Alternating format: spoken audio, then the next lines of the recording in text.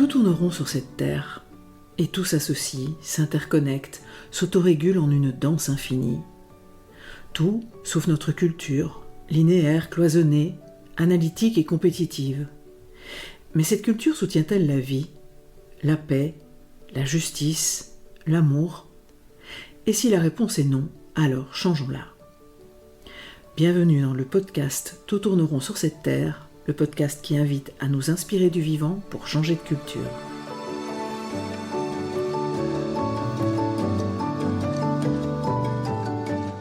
Je suis Marine Simon, grande amoureuse du vivant et facilitatrice en intelligence collective et gouvernance participative. Je suis aussi l'auteur de l'ouvrage collectif « Tout tourne rond sur cette terre, nous sommes les seuls à l'ignorer ».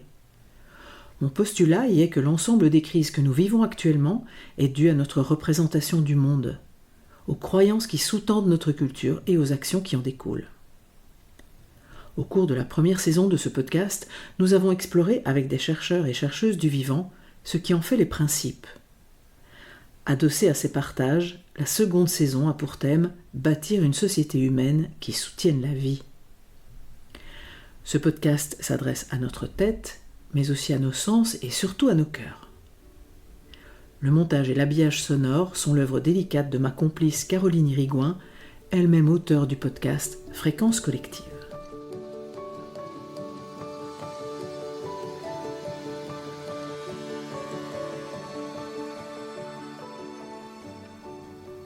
Cet épisode est le 24e, le dernier de la deuxième saison de ce podcast. Jusqu'ici, pendant 2 ans, nous avons eu la chance d'être soutenus dans ce projet, Caroline et moi, par la fondation Key Green et par l'association Terre et Conscience, et nous les en remercions encore vivement. Pour sa 3e saison, nous allons avoir besoin de vous. La formule que nous avons choisie cette fois pour soutenir notre travail est le financement participatif, ou crowdfunding. Et nous avons choisi la plateforme KissKissBankBank pour cela.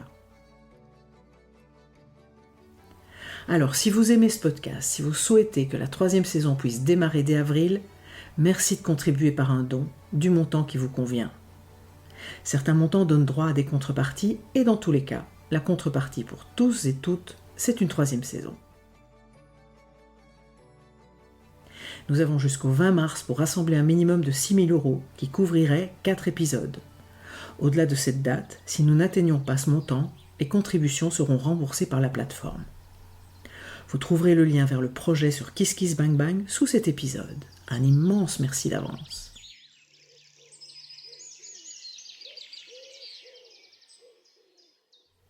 Dans l'épisode du mois dernier, j'ai eu le plaisir de rencontrer René Becker, agriculteur et éleveur pendant 20 ans, formateur en agroécologie, biodynamie et élevage basé sur la relation sensible aux animaux. Il nous a parlé de la dette que nous avons avec les animaux domestiques, car, sans eux, nous n'aurions jamais fait société comme nous l'avons fait. Honorer cette dette pour lui, ce serait remettre de la sensibilité, de l'intelligence du cœur dans nos relations avec eux, en tant qu'éleveur, éleveuse ou non. C'est-à-dire être sensible pleinement à ce que vit l'être avec lequel je travaille, qu'il s'agisse d'une carotte, d'une chèvre ou d'un arbre fruitier.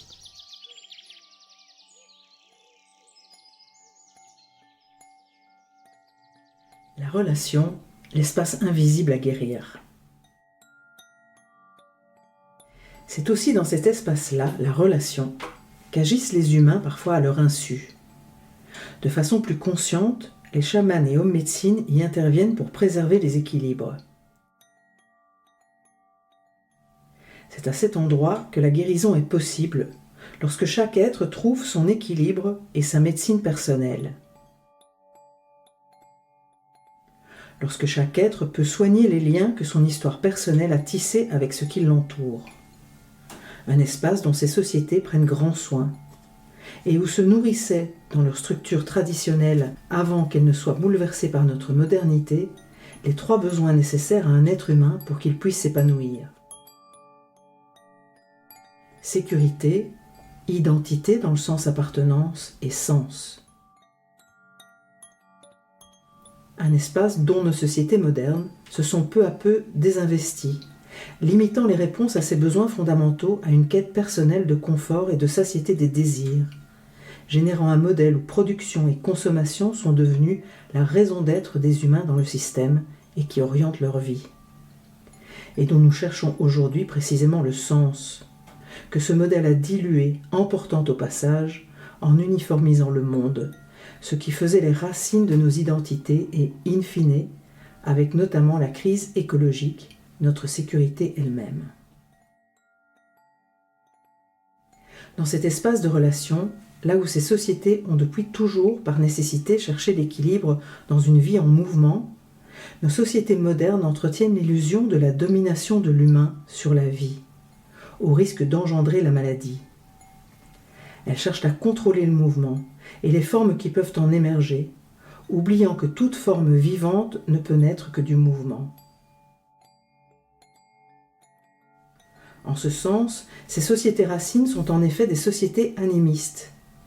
Leur pensée conçoit que le vivant est animé par un espace entre, le plus qu'humain, et accompagne le mouvement quand notre pensée tente, dans un élan contraire, de le soumettre. Pour accompagner ce mouvement, maintenir l'équilibre dans ces espaces qui nous relient, apprendre à leurs semblables ce qu'est le métier d'être humain, et réparer quelques disharmonies, ces hommes et ces femmes qui accèdent à la part invisible du monde ont, au fil des millénaires, affûté des outils très variés. Outils de guérison, outils de réharmonisation, individuels et collectifs, qui permettent d'explorer ces espaces invisibles où la relation entre les êtres, les choses et le cosmos oriente le mouvement, où le plus qu'humain retrouve sa place pour restaurer les équilibres.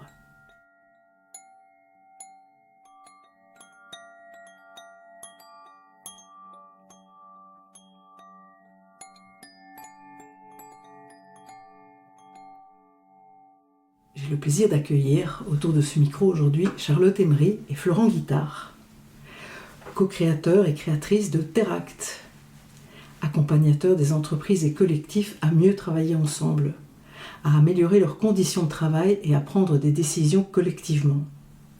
Je suis d'autant plus ravie de les retrouver là autour du micro que nous venons de terminer ensemble un module de formation-action pour un collectif qu'ils connaissent bien et que ça a été vraiment extrêmement enrichissant et agréable. Alors, Florent, Charlotte, comme vous le savez, ces épisodes s'ouvrent avec une question toujours la même. D'où as-tu envie de parler? De quel endroit de toi? De quel vécu? De quel moment dans ta vie? Lequel de vous deux a envie de commencer? Je vais commencer. Merci Marine, je suis ravie qu'on soit là tous les trois. Et moi j'ai envie de parler d'ici, là, d'où je suis assise sur ma chaise, avec tout le bagage construit au fil de mon existence, notamment depuis mon rapport au travail, qui a toujours été un rapport d'exploration dans différentes structures.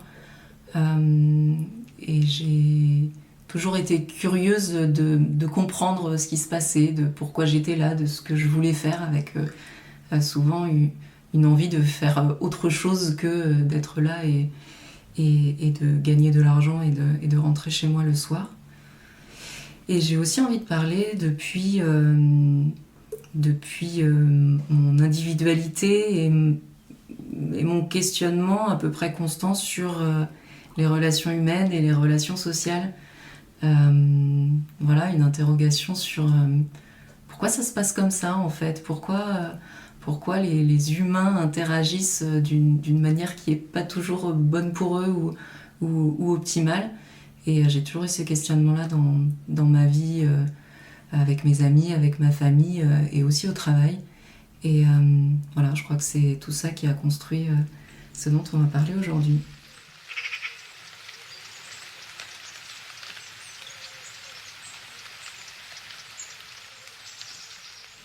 Moi, je suis Florent, je prends la suite. Merci Marine, je suis très heureux d'être là. Moi, je dirais que j'ai envie de parler.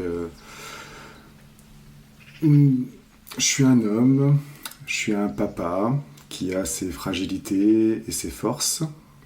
Je suis une personne qui ressent en moi une montée en conscience progressive. Que j'avais certainement laissé à des endroits enfouis précédemment. Et dans ces 10 dernières années, je sens que ça monte, cette montée en conscience, qui s'incarne par qu'est-ce qu'on fait, qu'est-ce qu'on doit faire, comment être utile, comment faire mieux, de manière un peu bête peut-être, mais je me questionne là-dessus. Le passage des 40 ans a aussi mis en exergue un côté un peu sensible, mais une force, des convictions qui nourrissent ses besoins et ses envies.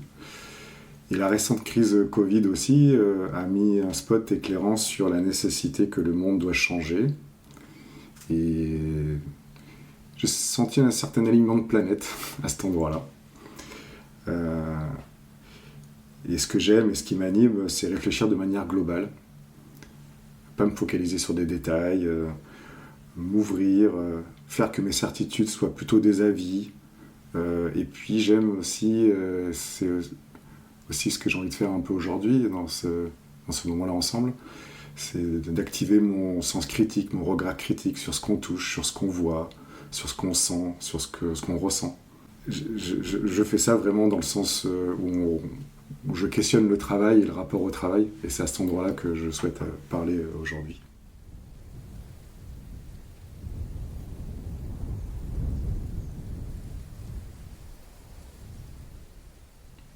Alors c'est intéressant, effectivement, on va parler de ce travail qui fait partie de nos vies à la plupart des êtres humains, qui prend une place incroyable. Hein. En préparant cet épisode, on faisait le calcul et on se disait que mais finalement, si on travaille à peu près 40 ans sur nos vies, eh bien on passe 9000 jours au travail, soit 72 480 heures tout au long de nos vies. Hein. Comme tu le dis, souvent finalement, on fréquente plus nos collègues que nos familles ou que nos amis. Et finalement, c'est drôle comme à la fois c'est tellement habituel, et comme ce n'est pas en général un sujet de réflexion. On réfléchit peut-être sur la nature de nos métiers, mais sur nos conditions de travail, c'est presque un non-sujet, ou c'est un sujet qui peut parfois révéler des difficultés, des tensions, des burn-out, des malaises.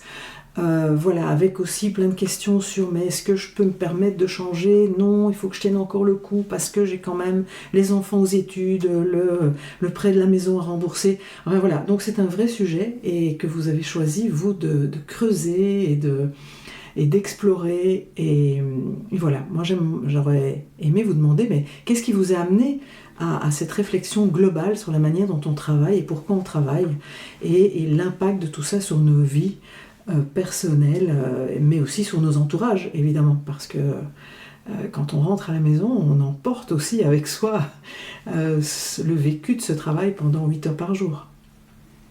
Bien, je crois que le point de départ, il est que chacun individuellement, on s'est toujours posé la question de pourquoi on travaille, de pourquoi je ferais ce travail-là. Il me semble qu'on a tous les deux choisi, avec plus ou moins de contraintes, dont tu parlais, le travail qu'on voulait faire, mais qu'on s'est toujours dit qu'il fallait qu'il ait un sens pour nous, au-delà de gagner de l'argent et d'assurer la sécurité, on va dire, de la vie quotidienne et de la famille. Donc je crois que ça part déjà de là, en fait.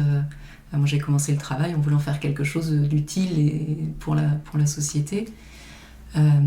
Et en y voyant aussi un vecteur de développement personnel, en fait, d'apprendre des choses, de participer à une action collective. Donc je crois qu'il y a un petit peu ça, et ensuite on a observé au fil du temps des collectifs qui travaillent, on a observé la manière dont on travaillait avec notre équipe. On a tous les deux travaillé dans des collectivités territoriales qui sont des institutions publiques, qui ont un mode de fonctionnement très ancré, très rigide, qui donne peu de place finalement aux individus. Et je crois que chacun, on a toujours cherché à comment on peut élargir un petit peu la place qu'on a et qui est écrite sur notre fiche de poste.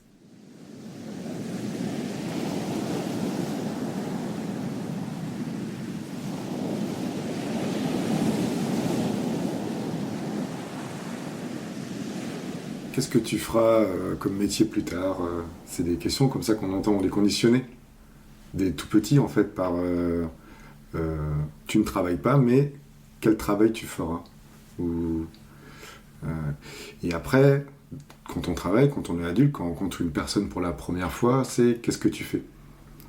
Et chacun d'entre nous, on répond par notre activité professionnelle. On ne répond pas par autre chose.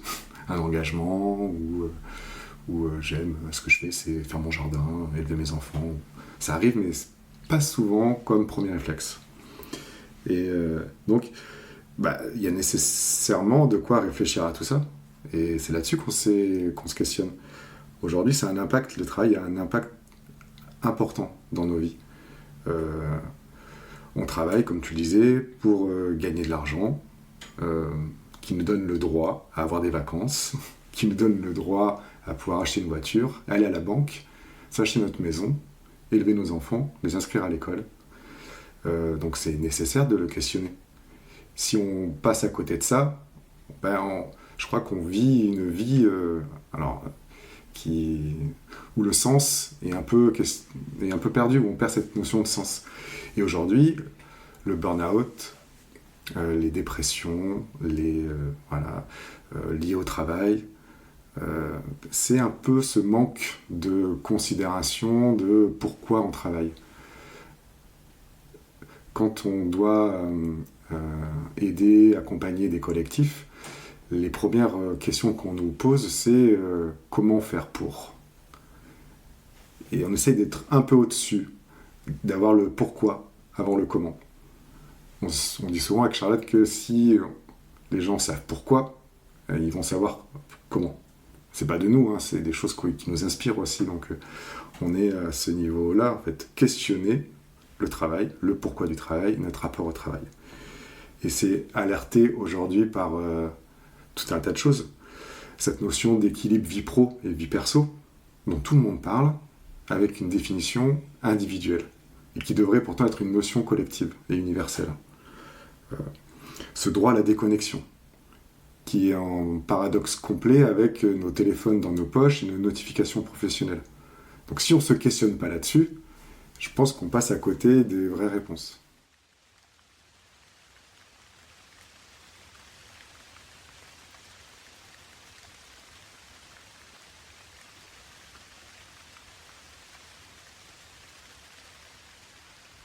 Pendant plusieurs années, on a construit un programme de formation, de professionnalisation de salariés, en proposant souvent des formations de 2 jours, et qui étaient pour la plupart des formations au métier, en fait, ce qui est demandé aussi la plupart du temps dans le cadre réglementaire. On doit aider les gens à se perfectionner dans leur métier. Et ce qu'on a observé presque systématiquement, c'est que les personnes qu'on formait pendant 2 jours ne parvenaient pas à mettre en œuvre derrière. Il y avait peu de choses qui se passaient. Et on est allé creuser en fait quelles pouvaient être les causes de ce manque d'appropriation. Et ce qu'on a trouvé derrière, il y en a plein, des causes. Parmi ces causes, il y a le manque de clarté dans les rôles et dans les missions. En fait, la personne qui est allée en formation, c'est même pas forcément celle qui était légitime pour mettre en œuvre derrière. Donc peut-être qu'elle a essayé de le transmettre à un collègue, mais qui n'a pas suivi la formation, donc évidemment qu'il ne se passe rien. On a observé aussi, finalement, on n'a pas le budget pour le faire, donc on ne le fera pas. On a observé aussi, je me sens pas suffisamment en capacité, j'ai pas suffisamment confiance pour rentrer dans ma structure et pour proposer un truc avec moi tout seul, j'ai suivi ça et je sais pas comment le mettre en œuvre derrière. Et c'est aussi beaucoup ce qu'on retrouve dans les cursus universitaires. En fait, on nous apprend à réaliser un métier d'un point de vue technique, mais jamais ou peu on nous apprend à travailler, en fait, à savoir comment faire, comment s'organiser avec ses collègues, comment monter un projet, comment interagir, comment animer une réunion. Et donc ça fait vraiment écho à ce texte que vous avez choisi, que je lise au début en fait de cet épisode. C'est on apprend à monter en compétence, mais on n'apprend pas la question, on n'aborde jamais la question de la relation. Et moi ça me fait penser à cette enquête que j'ai menée il y a une bonne quinzaine d'années auprès de 30 personnes travaillées dans des structures diverses et variées sur leur niveau de satisfaction des réunions qu'elles menaient du lundi au vendredi.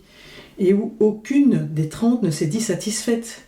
Où certains disaient il n'y a pas d'ordre du jour, c'est le bazar, parfois je me demande ce que je fais là, je ne suis pas concernée, donc je passe 1h30 là, ça sert à rien, c'est toujours les mêmes qui parlent et les mêmes qui se taisent, on prend des décisions qui ne tiennent pas, enfin voilà.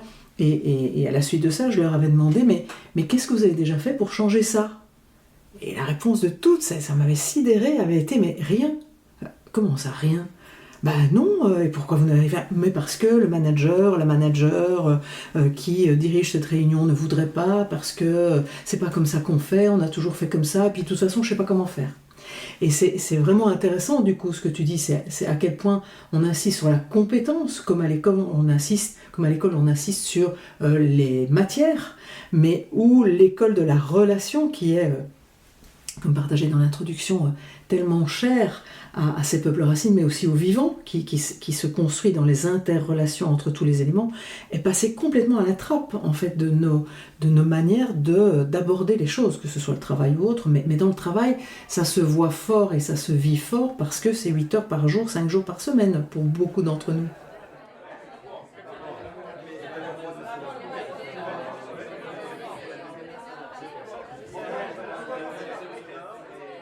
L'enquête dont tu parles me fait penser à une étude menée au niveau européen.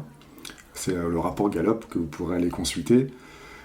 Sur tous les pays européens, il y a au moins entre 1000 et 2000 salariés qui ont été questionnés à travers une grille assez élaborée qui parle du leadership, des interrelations, de la hiérarchie, du développement, des activités quotidiennes, des conditions de travail.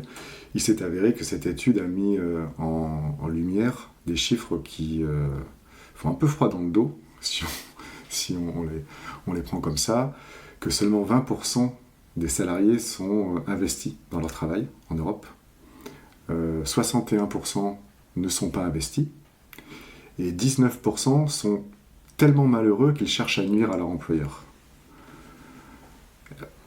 C'est encore un endroit qui nous fait dire qu'il y a un problème. Oui, et qu'on ne considère pas, en fait, qu'on ne regarde pas. À tout moment, tout le monde continue à travailler, fermons les yeux. Et peut-être même que, bizarrement, on vit en se disant « c'est comme ça ». Et donc, il n'y a rien à faire. Et j'ai l'impression qu'en fait, c'est justement ça. C'est que vous n'avez pas eu envie de vous contenter de cette réponse « c'est comme ça ». Bah non. Non, on n'a pas envie parce que je trouve ça bête, dommage. Et puis moi, comme je le disais tout à l'heure, je suis papa en fait. Et on entend dans nos discussions, famille, voisins, amis, oh là là, le monde de demain, j'ai pas envie d'y vivre. Et comment on va faire pour nos gosses? Et ça va être compliqué. Alors chaque génération pousse ça des générations d'après, mais là j'ai l'impression que c'est vraiment vrai et que ça va être difficile pour eux. Donc on en reparlera certainement un peu de l'école et de toutes ces habitudes ancrées et qui aujourd'hui créent les résultats aujourd'hui dans l'entreprise. Mais oui, il faut absolument pour nous trouver de quoi faire diminuer ces chiffres.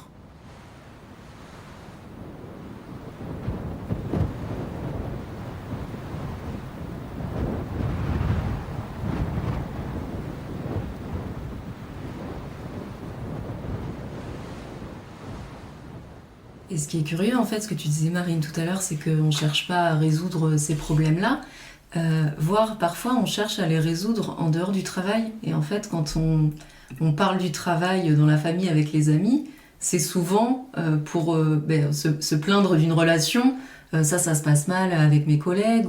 Et en fait, on cherche des clés sur ce qui se passe au travail, en dehors, et surtout pas dedans, parce qu'aujourd'hui, ces espaces existent peu. Et nous, c'est ça qu'on a eu envie de travailler, de chercher à instaurer et surtout de montrer aux organisations et puis aux individus qui y travaillent que c'est possible, en fait, et qu'il ne faut pas en avoir peur, surtout.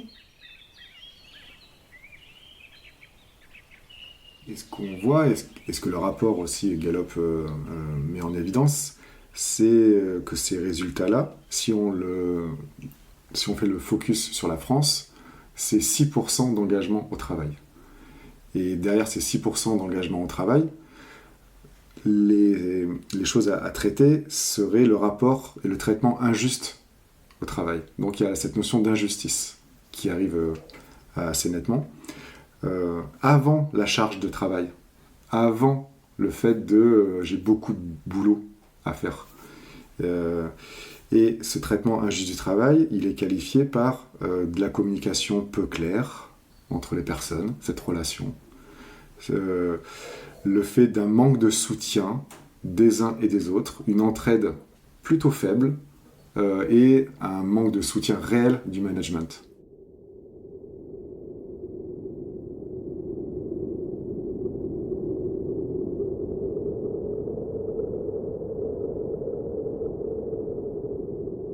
Et du coup, pour vous, tout ça évidemment touche à ce sujet qui a un nom aujourd'hui, ça c'est nommé par contre, c'est la qualité de la vie et des conditions de travail.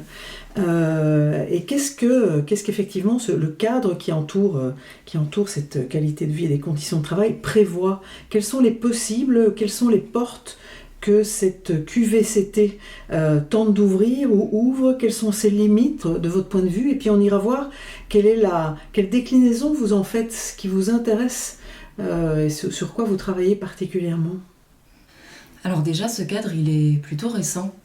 En fait, la démarche, elle date des années 50, avec une première critique du taylorisme, en fait, la monotonie des tâches, le fait qu'on ait cherché à segmenter, à sectoriser le travail et que ça réduise les individus à la mise en œuvre de tâches répétitives et que ça casse en fait quelque part le lien entre les individus.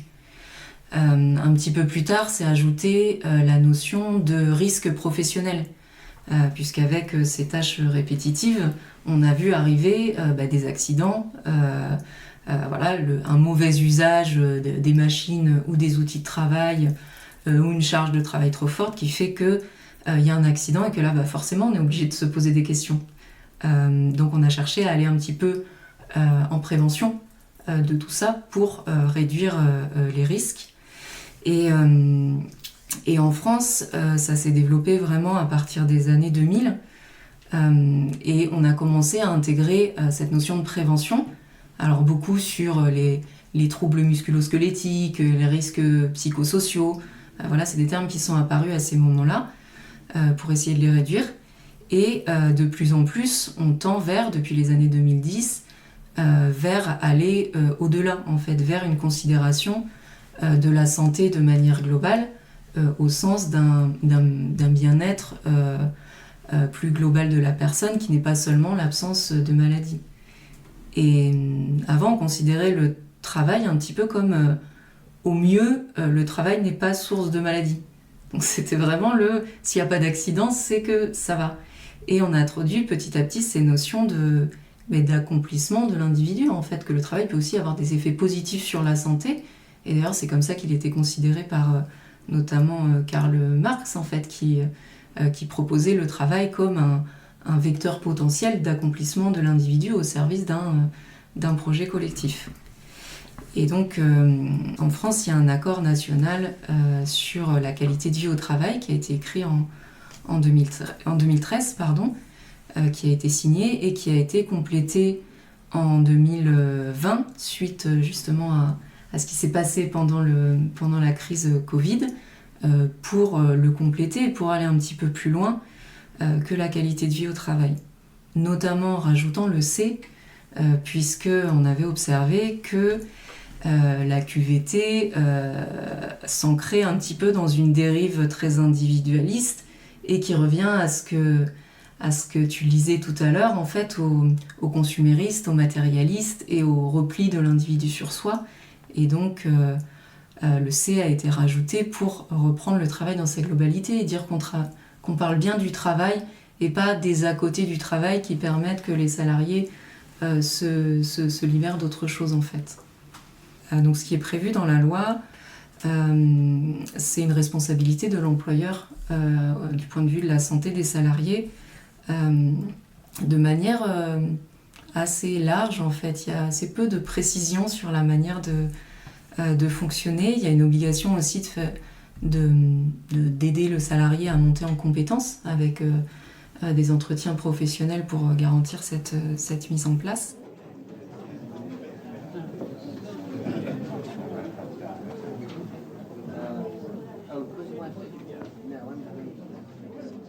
Fort de ça et des propos de Charlotte, une petite expression qui n'est pas la nôtre, qui est un chercheur de l'ANACT là-dessus, c'est la QVCT, c'est pas la cerise sur le gâteau. C'est vraiment la farine qui tient le gâteau. Donc, et ça nous aide et ça nous guide, nous aussi, pour pouvoir faire passer des messages et accompagner une entreprise, une organisation qui souhaite travailler ses conditions de travail, la qualité du travail d'une manière globale. C'est pas une action en plus. Nous, on les encourage à pas penser que c'est en plus, mais c'est bien la farine qui tient en fait tout le gâteau. Et la définition qu'on utilise le plus, c'est la qualité de vie au travail. Enfin, c'est d'abord le sentiment de faire un travail de qualité. Donc il n'y a pas de qualité de vie au travail sans travail de qualité. Ce qui nous permet, nous, de pouvoir explorer les différents pétales que propose l'ANACT.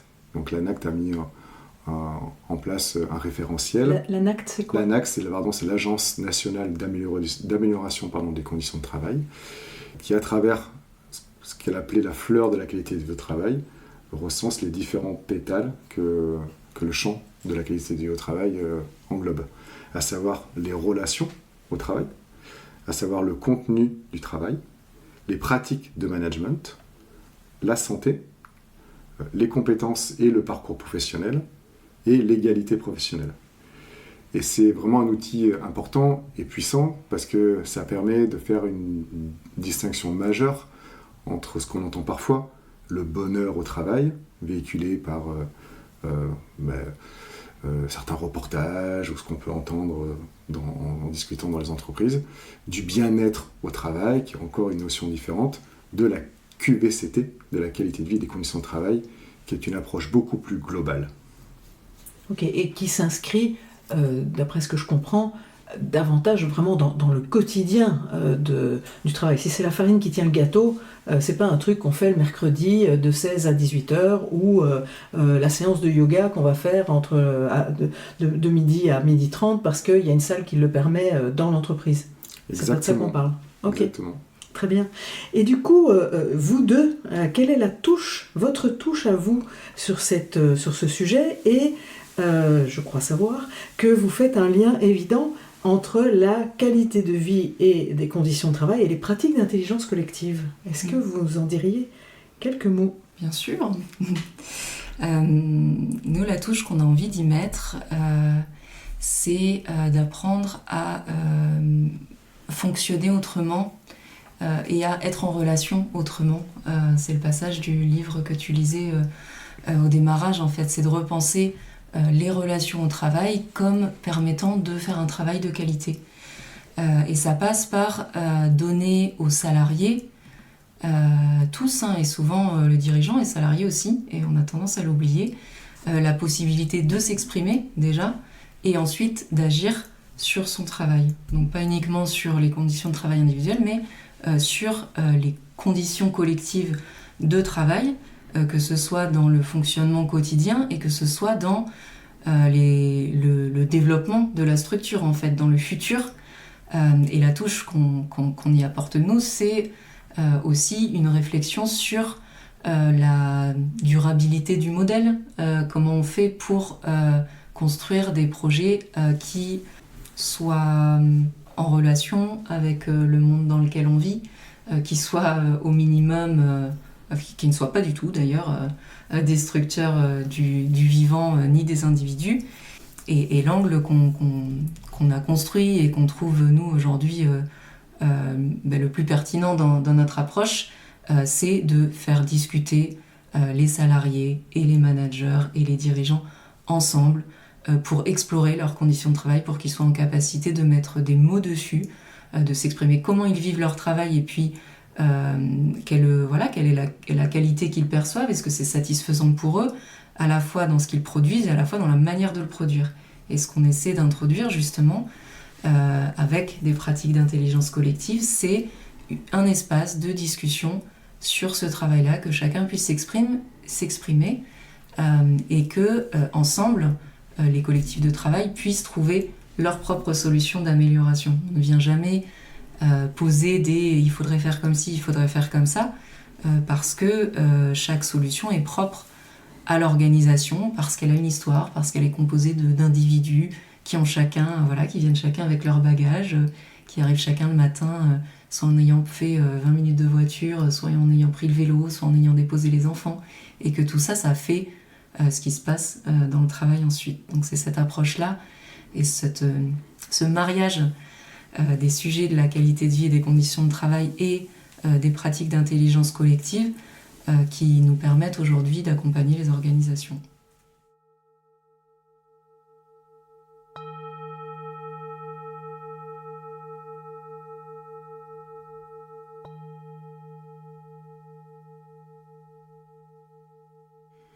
Oui, on a toutes et tous vécu une réunion, déjà.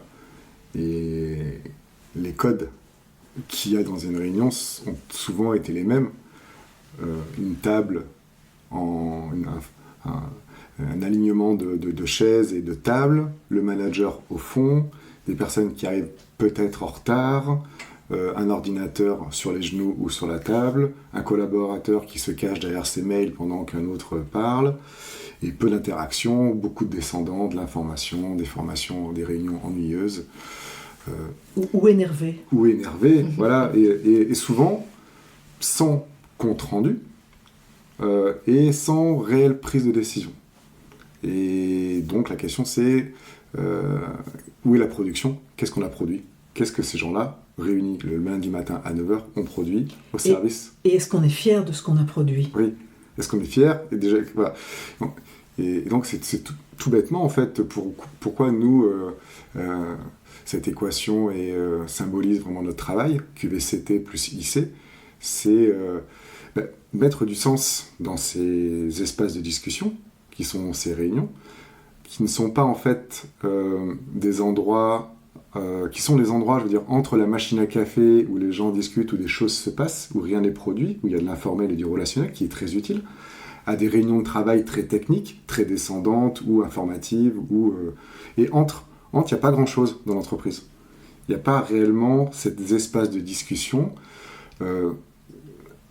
formalisés avec de la facilité qui rendent les discussions productives, efficaces, qui nivellent au mieux possible en fait la hiérarchie, qui permet à des gens qui ne s'expriment peu et qui pourtant ont des idées de les donner et de les offrir, qui permet à ceux qui prennent beaucoup de place, qui parlent souvent pour rien dire, et d'être aussi alertés par le fait que en fait j'écoute, je peux et j'apprends des choses aussi. Donc et ça, le mettre dans l'entreprise pour nous est la garantie de pouvoir améliorer les conditions de travail, améliorer les processus de prise de décision, améliorer la qualité de la production et globalement faire que tout le monde va mieux du management en passant par tout le monde en fait. Tout à fait, et comme j'en avais témoigné pour ceux et celles qui ont envie d'aller écouter davantage sur les pratiques d'intelligence collective, il y a l'épisode 14 de ce podcast où en plus ces pratiques, elles améliorent aussi la relation de soi à soi, parce que quand je trouve ma place et que je peux prendre la parole et que je suis écoutée et que ce que je dis, je vois que c'est intégré dans la décision qu'on est en train de prendre, mais ça guérit mes blessures de non-confiance en moi, mais aussi ça guérit les interrelations entre les personnes, même en dehors de la réunion en fait. Et donc c'est vraiment un effet démultiplicateur et qui œuvre à la santé de ces relations au travail.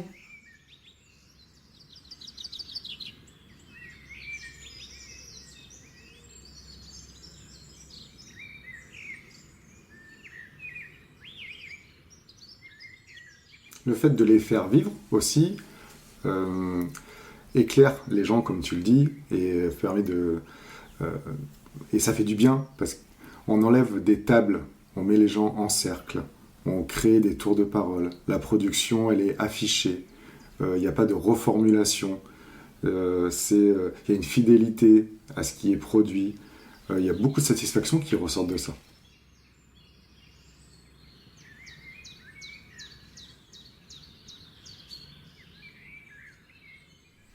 Un exemple très concret en fait de ce mariage entre QVCT et intelligence collective, c'est par exemple de construire et de co-construire ensemble un plan de développement des compétences d'une organisation. C'est ce que vous avez fait chez vous, je pense, dans votre...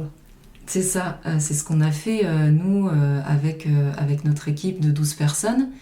Et l'idée a été de se mettre pas autour de la table pour le coup, de discuter ensemble pour aller chercher quels étaient les besoins de montée en compétences de chaque personne, que ce soit des montées en compétences sur un métier, ou que ce soit plutôt en termes de savoir-faire, ou que ce soit plutôt quelque chose que j'ai envie de développer, qui colle pas tout à fait aujourd'hui à mes missions, mais j'aimerais bien que ce soit mis là, en fait. Et de le mettre en miroir avec les besoins de la structure pour son développement à venir.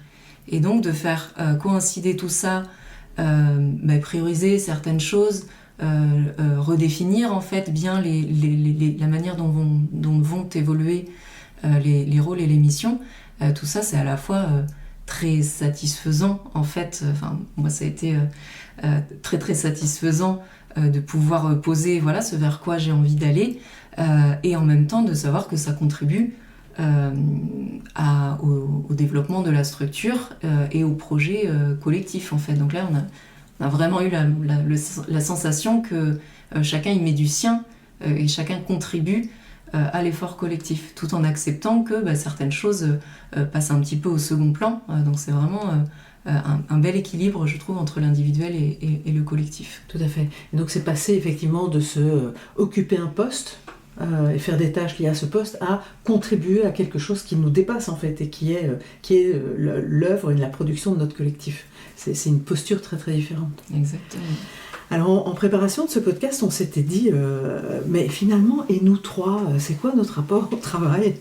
Et voilà, j'avais envie de partager chacune là quel rapport nous entretenons avec le travail dans nos vies.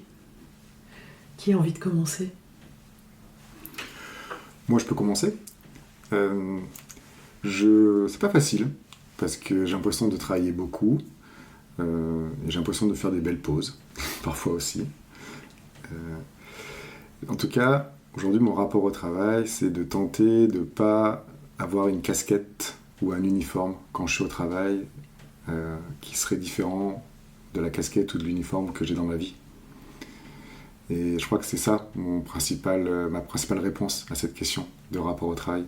Je veux être moi et je ne veux pas être une personne différente avec mes amis, avec ma famille, avec mes collègues, avec mes enfants.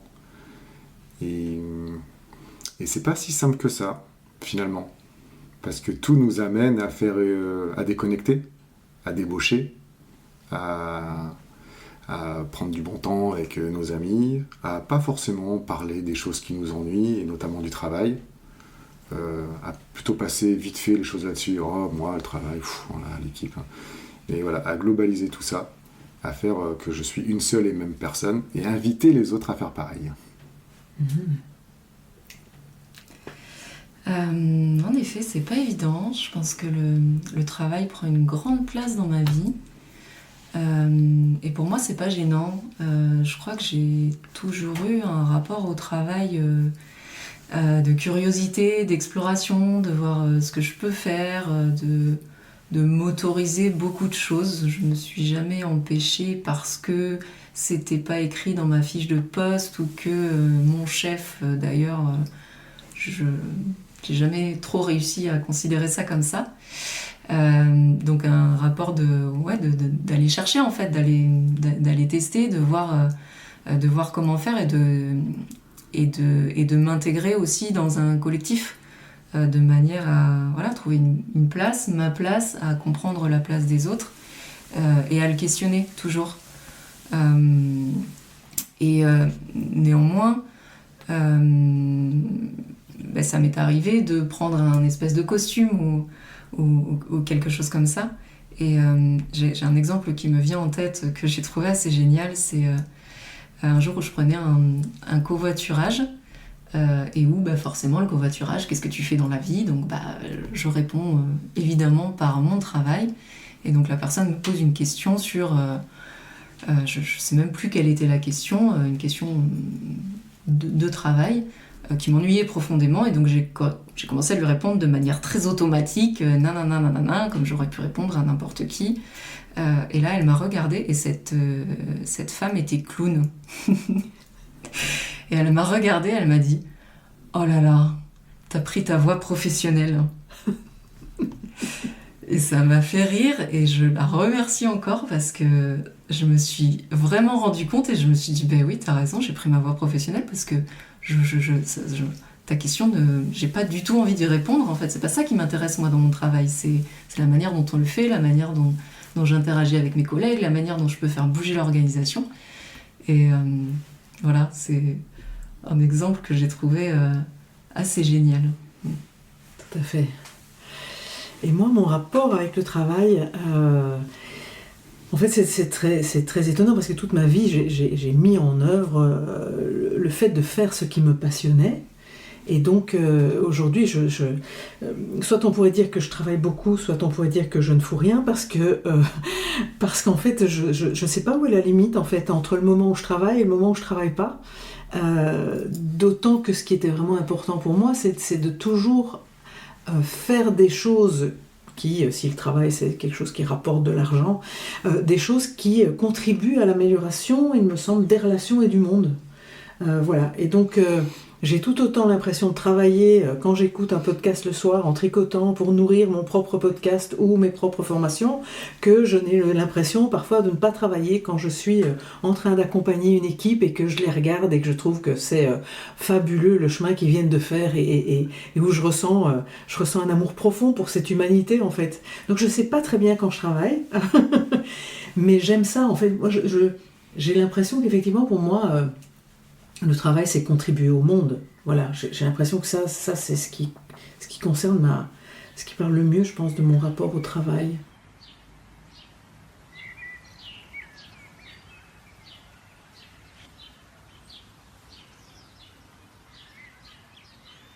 Alors tous les deux, actuellement, vous contribuez toujours à la MONA. Alors la MONA, c'est la mission des offices de tourisme de Nouvelle-Aquitaine.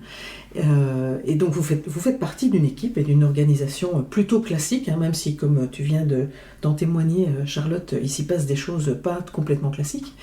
Et du coup, comment avez-vous appliqué au sein même de cette structure tout ce que vous partagez autour de cette qualité de vie et des conditions de travail ? Oui, nous sommes toujours à la MONA. Nous avons plusieurs activités et on travaille encore à la MONA. La MONA nous a permis beaucoup de choses là-dessus notamment. Ça a été dans son ADN, c'est une entreprise apprenante qui expérimente et innove et nous a permis à Charlotte et à moi de quasiment faire une pause dans notre travail pour travailler autrement et proposer autre chose pour le réseau pour lequel on travaille, mais également qui, par capillarité, a transpiré dans nos actions internes, dans nos relations internes. On a pu se former aux pratiques d'intelligence collective grâce à cette structure. On a pu approfondir et se former sur la QVCT. Et on a pu le mettre en pratique dans notre réseau, en proposant des actions d'accompagnement, en facilitant des temps avec les équipes. Et on a également mis en interne, on a utilisé ces compétences, on a mis à disposition ces compétences pour mettre en place des espaces de discussion sur le travail dans notre équipe. On est tous les deux élus du CSE, qui permet en fait également d'incarner ce rôle et le plan d'action QVCT qu'on a mis en place à la MONA. Donc c'est un vrai laboratoire pour expérimenter et mettre en place des choses en matière d'intelligence collective et en matière de qualité de vie au travail. Absolument, et je vois que j'avais noté là en préparation de l'épisode que vous aviez dit la fois passée que vous êtes allé chercher le vivant, chercher à trouver le vivant en soi et dans les interstices, et qu'on s'était dit mais finalement il y a une espèce de tension là que l'on peut avoir, nous les humains, entre on rêve d'être totalement libre et on lutte contre les entraves qu'on vit dans le travail, mais partout, et souvent ça nous empêche de voir les espaces de liberté des interstices, et de s'engouffrer dedans, et en allant les découvrir et les explorer et les exploiter, mais il y a vraiment de nouveaux possibles qui naissent en fait. Complètement, et je crois que ce qui permet à ces possibles de naître, c'est de travailler le terreau de l'organisation en fait, et la MONA avait déjà ce terreau favorable-là, et tous ensemble, on le travaille vraiment depuis plusieurs années pour que ça rende possible à la fois un projet collectif qui soit satisfaisant et utile, et à la fois que chacun puisse s'autoriser à expérimenter des choses, à tester des choses, à aller faire des formations qui sont pas en relation directe avec ce que l'on fait aujourd'hui, mais qui pourraient permettre de rendre d'autres actions possibles. Et on nous l'a déjà fait remarquer, et je crois que ce qui fait que ça c'est possible, c'est la qualité des relations en interne en fait. Et c'est des formateurs internes qui nous l'ont fait remarquer un jour, qui nous ont dit ce qui vous tient vraiment, ce qui fait la qualité du travail que vous produisez, c'est la qualité de vos relations en fait. Je crois qu'on est arrivé aujourd'hui à une étape où on arrive à se dire les choses, où on ne laisse pas pourrir les situations, où on en parle, on cherche à les résoudre. Et ça c'est génial, mais c'est très sain en fait. Absolument, puis ce sont des interstices qui ne coûtent rien. Il n'y a pas besoin de s'acheter un nouveau matériel pour ça. Il y a juste à oser mettre des mots et à pratiquer la relation, peut-être effectivement avec des fondamentaux de l'intelligence collective qui créent de la sécurité. Mais ça ne demande pas de prendre des gros risques ou d'engager des gros frais pour changer ça. Ça demande du temps principalement. Et il y a un chiffre qu'on aime bien donner, parce qu'à la MONA, on a un espèce de suivi analytique en fait, de notre temps de travail. Alors on pourrait en parler des heures, puisque réduire le travail à un temps avec le rapport au travail qu'on a exprimé tout à l'heure paraîtrait paradoxal, mais en tout cas ça nous a permis de nous rendre compte qu'on passait à peu près 20% de notre temps de travail sur la dynamique d'équipe, sur nos relations, sur améliorer la vie d'équipe, le fonctionnement, la manière dont on travaille, nos plans d'action, notre stratégie. Et ça, quand on en parle aux entreprises, ils nous regardent avec des gros yeux, ils disent mais c'est énorme. Et en fait, je crois que c'est nécessaire. Tout à fait, et ton chiffre de 20% me fait tout à fait penser au témoignage d'Isabelle Peloux à l'école du Colibri, c'est l'épisode 15, je pense, l'épisode 15 de ce podcast, où aussi, à l'école du Colibri, il passe 3 heures par semaine, ça doit faire à peu près 20%, 3 heures par semaine à travailler au fait d'être en paix avec soi, avec ses émotions, pouvoir les nommer, en paix avec les autres et en paix avec l'environnement là. Et que c'est bien sûr ce travail-là qui fait qu'après le travail productif d'apprendre les maths, le français, etc., est de meilleure qualité, que les enfants s'entraident plus. Donc c'est un vrai gain.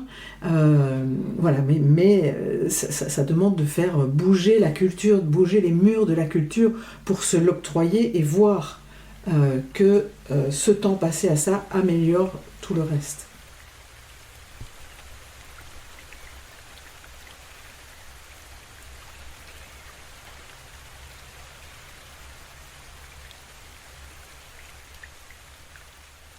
Alors je crois savoir, je sais d'ailleurs, que à la Mona, vous avez mis en place des laboratoires qui sont à destination des acteurs régionaux et qui lient ces deux sujets, QVCT et intelligence collective. Est-ce que vous nous en parleriez ?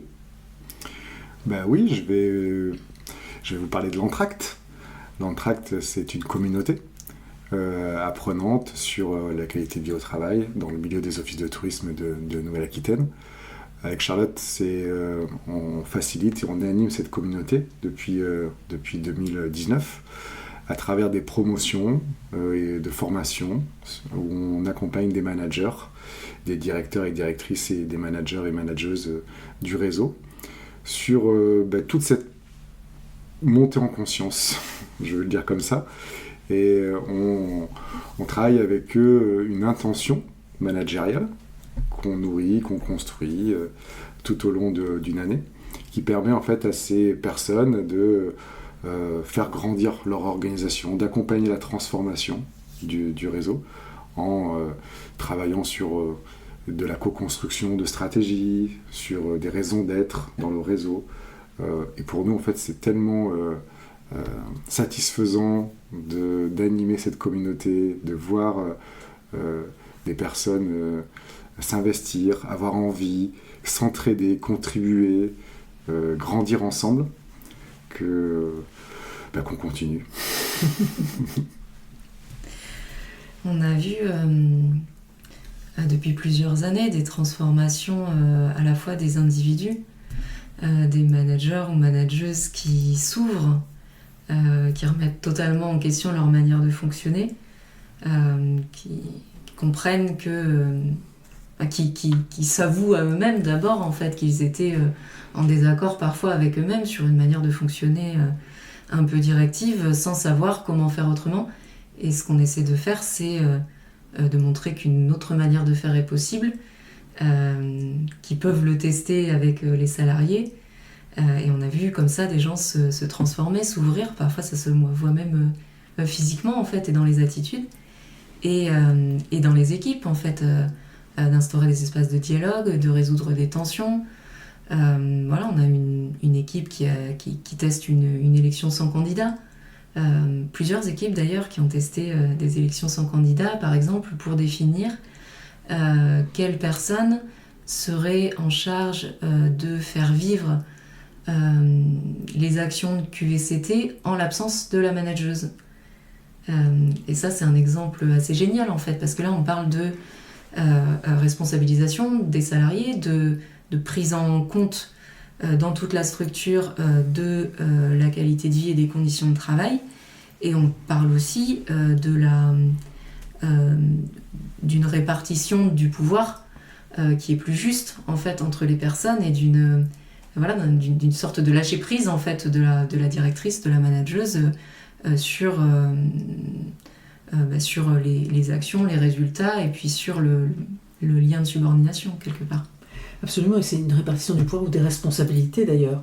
Et je peux vraiment attester, puisque c'est d'un module avec certains de ces directeurs, directrices, mais accompagnés en binôme d'un collaborateur, d'une collaboratrice en général, qu'ils sont venus à cette formation aux pratiques d'intelligence collective et que ça nous a frappé, comme il n'y avait pas de subordination dans ces binômes, comme il y avait un vrai rapport d'égalité entre le manager, la manageuse et sa collègue ou son collègue.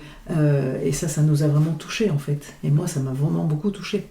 On continue d'expérimenter l'Entracte et on a expérimenté Limoges Act aussi. Et je crois que c'est juste d'en parler parce que à travers l'approche sectorielle, on va dire des offices de tourisme et de l'Entracte, on a fait une approche sur le territoire de Limoges à travers un parcours à peu près similaire. Donc nous sommes allés chercher des dirigeants d'entreprises de Limoges, de tout secteur d'activité, avec un marché, des clients différents et même des statuts différents, et des tailles d'entreprises différentes. Vraiment 8 managers d'entreprises très différents du territoire. Et on a fait les mêmes constats, quel que soit notre secteur d'activité, quelle que soit la taille de l'entreprise. Cet invisible, les liens, les relations, l'interne, l'organisation, on a tiré les mêmes conclusions. Travailler ensemble nécessite d'en avoir conscience et d'en prendre soin pour prendre des décisions.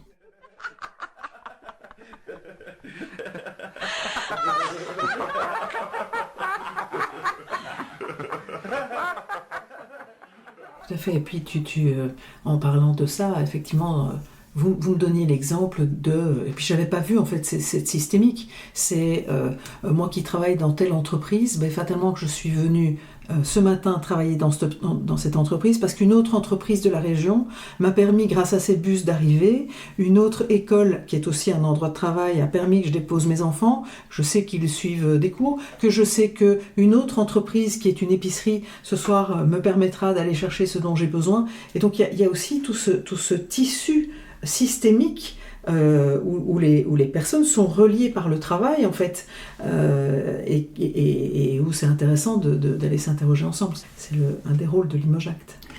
Oui, Limoges Act, c'est cette notion de QVTT. Un nouveau sigle, désolé. C'est la qualité de vie au travail territoriale. Et à travers ça, ce qu'on souhaite, c'est ce que tu dis, illustrer pour le rendre concret. Et on est citoyen et on est salarié. Nous sommes salariés et nous sommes citoyens. On arrive au travail après avoir déposé nos enfants à l'école, après avoir pris des moyens de communication, après être coincé ou non dans des embouteillages, être venu en vélo. Donc on arrive au travail avec le territoire, ou comment on le perçoit.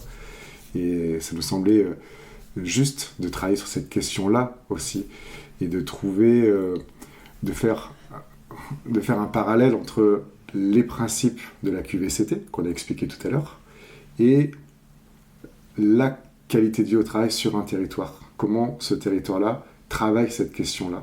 Comment les entreprises sont en connexion, visible ou invisible, comment elles coopèrent, et comment on trouve des solutions et des idées créatives ensemble pour se donner des moyens d'avoir sur un territoire des conditions de travail et une qualité de vie au travail et une qualité de vie meilleure.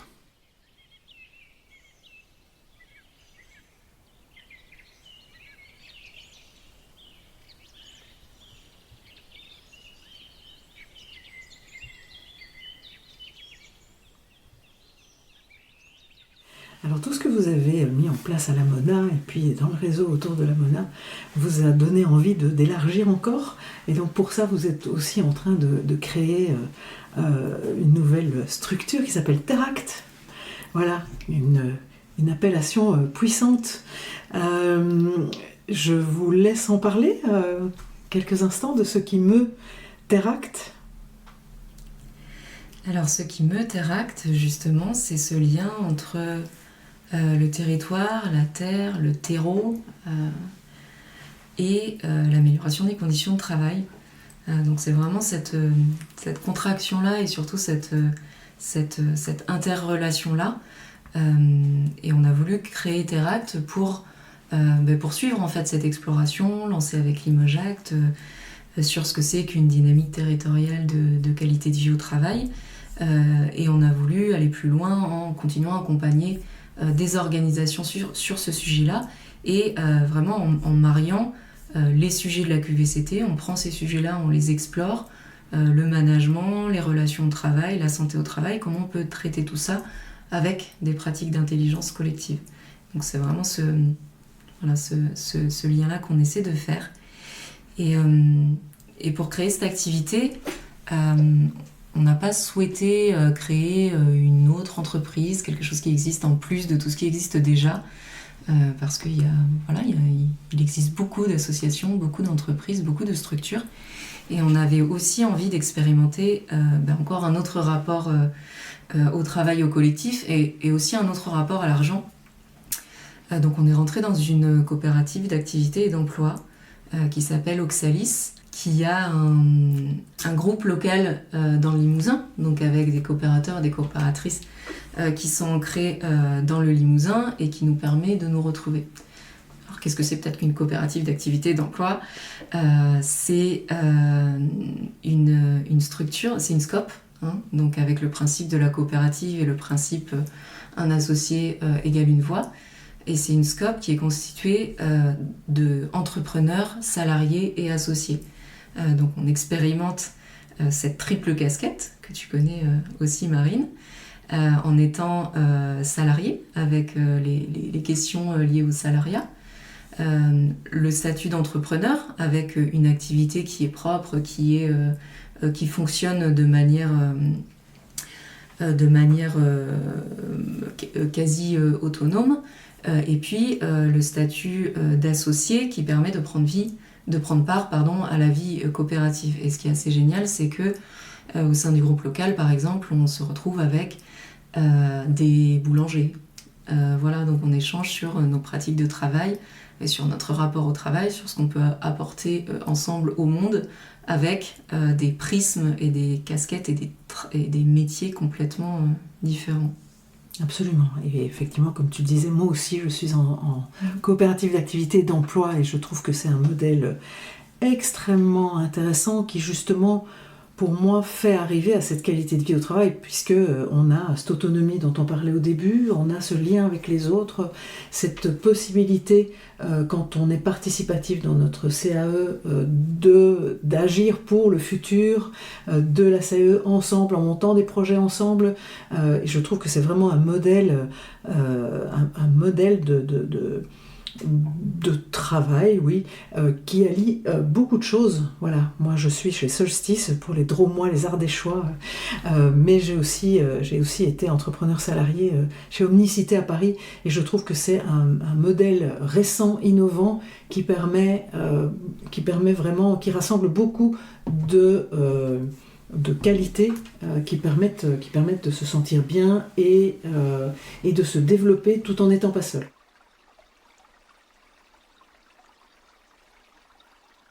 Bon, eh bien, Charlotte et Florent, nous nous acheminons là vers la fin de cet épisode. Et je vous remercie vraiment d'avoir témoigné que dans ce secteur du travail et de la qualité du travail, des relations au travail, de la vie au travail, il y a vraiment moyen de faire des choses. Voilà, on n'est pas obligé de se dire c'est comme ça et puis je vais attendre ma retraite. Voilà, non seulement d'avoir témoigné que ça peut être quelque chose à penser, à regarder, à expérimenter, ces interstices à aller explorer et vraiment comme on peut utiliser des pratiques qui permettent, entre autres les pratiques d'intelligence collective, qui permettent de faire ensemble et d'œuvrer ensemble à quelque chose qui nous rassemble là, qui est ce collectif, que ce soit une entreprise, une association ou autre. Est-ce que vous auriez encore envie d'ajouter quelque chose pour terminer cet épisode ? Oui, je veux bien, merci. J'étais ravi de ce temps passé, je ne l'ai pas vu passer. La raison d'être de Terract, c'est d'éveiller les consciences. C'est puissant, c'est fort. On est garant de ça et on est co-garant de ça et de voir comment ça va évoluer, cette raison d'être. Pour nous, c'est juste que ça soit celle-ci raison d'être. Si je fais le lien avec l'école,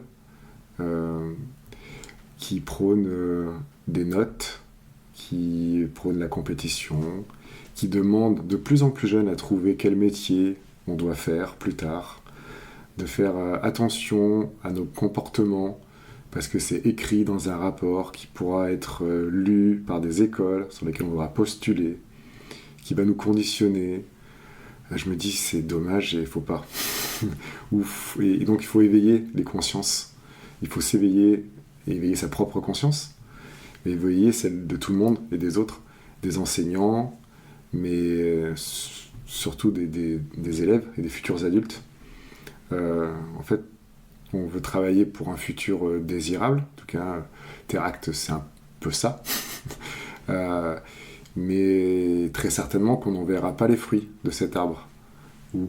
Ou pas tous. Ou pas la meilleure cuvée, je ne sais pas comment le dire. Mais voilà, c'est pour nous... essayons de faire rentrer Teract dans ce genre d'entreprise. Quand je dis entreprise, c'est l'école, ou des choses où c'est difficile de faire bouger les choses pour que on n'ait pas à soigner des maux, parce que ce sera certainement trop tard. Essayons de créer des petits individus, des êtres plus conscients du relation, de l'invisible, de leur rapport aux autres. Et si le prisme et le paradigme financier ne changent pas, on devra travailler dans les années prochaines pour avoir de l'argent. Donc ça va peut-être pas changer sitôt. Donc essayons de faire qu'à cet endroit-là, ils soient un peu plus conscients de leur rapport au travail, de pourquoi ils travaillent. Merci Florent. Quand tu as dit prévenir, voilà, plutôt que soigner en amont, moi j'avais vraiment envie de reboucler le lien dont on a parlé au début avec la relation et avec la santé, et notamment avec les établissements de santé aujourd'hui et la manière dont on y travaille, et qui est plutôt problématique, et je pense que toutes ces pratiques-là y auraient leur place, et qu'en tant qu'individu, on doit aussi chacun prendre en compte cette santé-là, et tenir compte du rapport que le travail joue dans notre santé, mais en positif comme en négatif en fait. Et c'est là faire le lien aussi avec faire sortir le travail uniquement de sa bulle, mais l'intégrer vraiment comme quelque chose qui fait partie de nos vies, et peut-être aussi qui sait d'intégrer des pratiques qu'on découvre au travail. Peut-être que certaines découvrent des pratiques d'intelligence collective au travail qu'ils auront envie de ramener ailleurs dans leur vie, parce que ça fonctionne pas toujours comme ça avec nos familles, nos amis, et ramener un peu de légèreté, de souplesse, de plaisir aussi dans la manière dont on est en relation les uns et les unes avec les autres. Merci à tous les deux. C'est un plaisir pour moi, ce partage autour de ce micro. Merci aux auditrices, merci aux auditeurs. À bientôt.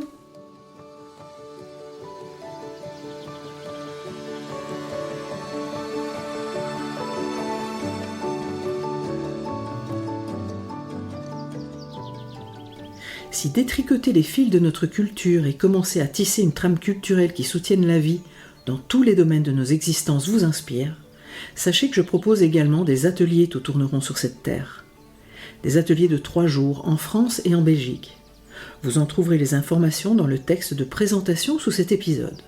Au plaisir de tisser avec vous. Je remercie la fondation belge Keygreen pour le soutien financier dont bénéficie ce projet. La mission de la fondation, créée en hommage à sa fondatrice Arlette de Tombeur, est de contribuer à la transition écologique et de soutenir des projets encourageant de nouvelles pratiques respectueuses des hommes et de l'environnement.